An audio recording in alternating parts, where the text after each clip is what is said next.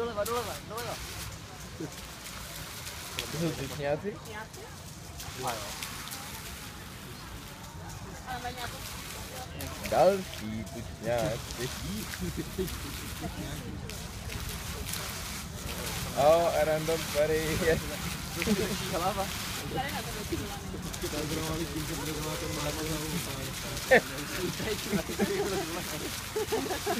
A jak ví to, jak čuká ten panáček do klávesnice, pak trochu zuřivěj, a pak si ho to rozmátí ruce a jenom hlavou jede. Tohle je takový hodně dobrý. Jo, akorát vpravo vynechávají trochu.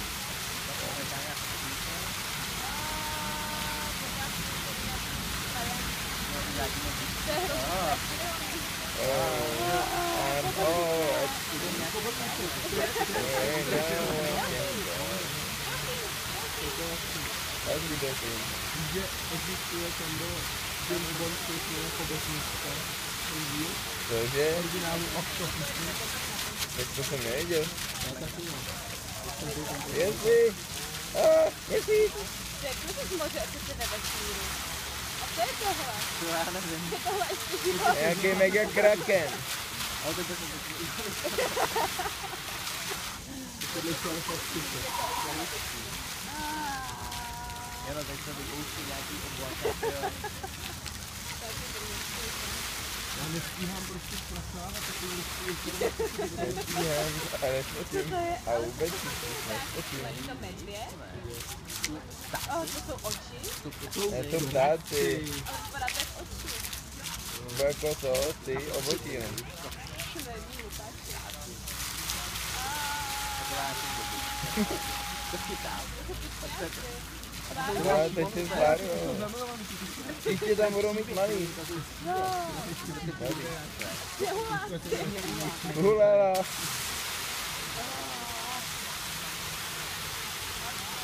To je Zovka.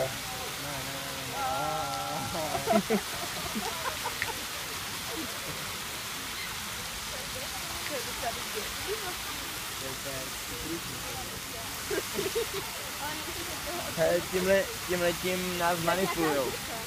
Teď tam jako... Já nemyslíte to? Jako by třeba v zimě, když jako to zmrzne a prostě je to takhle zeď. To a nějakým tím tvarem, to bylo dobrý. To je prostě zeď ledu, prostě který... Ne! Revoluce padne.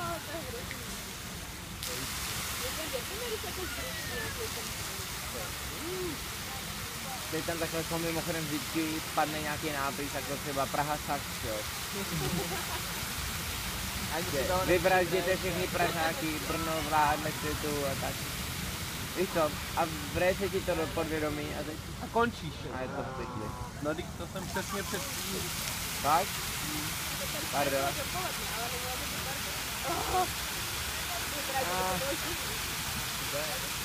A to už je smutný Ne, to jsou tučňák. nějaký ty, To byl to byly smutný nějaký tučňák, lidi. že ho opustila samice a je forever alone. Nějaký kromci. Jo. A je po straně. ACBRNO.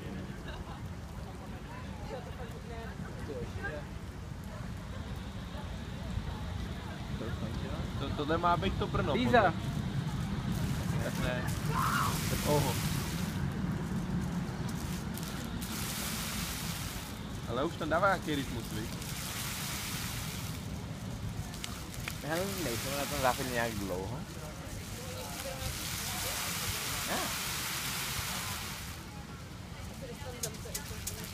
Tak si tam nedostaneme. Oj, to je jako kdyby mě přejížděla lokomotiva. Oj.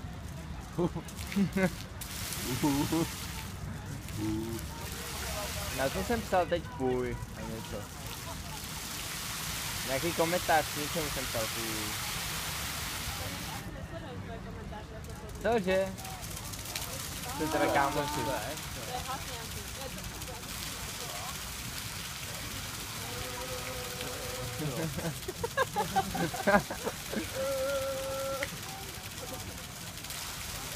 Už to bolí Ale hlava.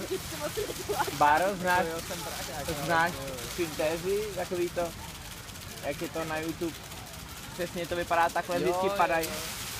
Kuba to zná. Podle toho se můžeš naučit různý skladby na klavír, že ti to padá na klaviátoru. No, tak to je úplně přesně takhle to vypadá. Takže to jenom vykradli. Nikoho to tak nerozrušuje jako mě.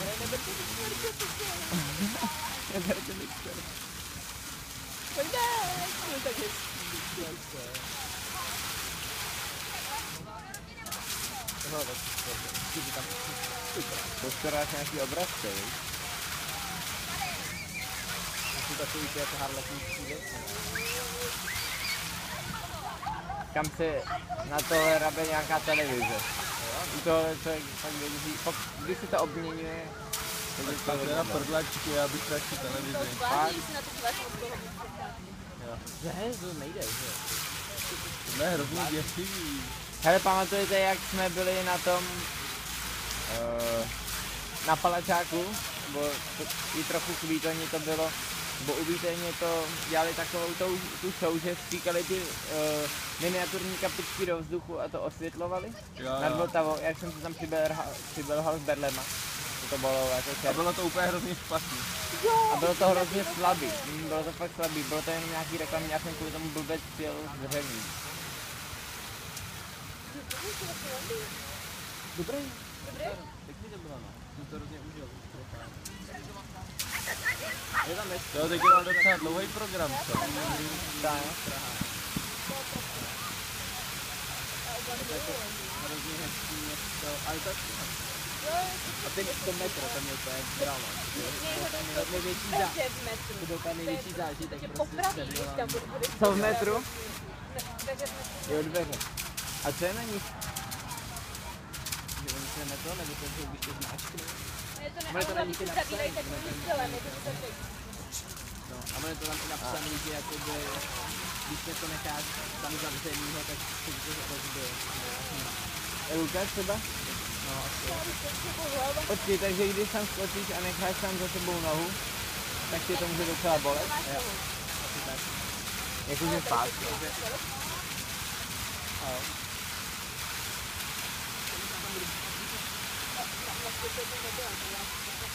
Jo. No, ale jako bych tam je hrozně ty vlak, teda ty Yes, stanice. konečně klid. Když tam máš ty stanice, kde se prostě těžké asi 5 linek na jednou.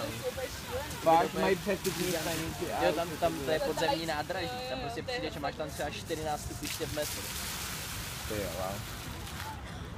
A mají tam drahý MHDčko? No, o dost dražší.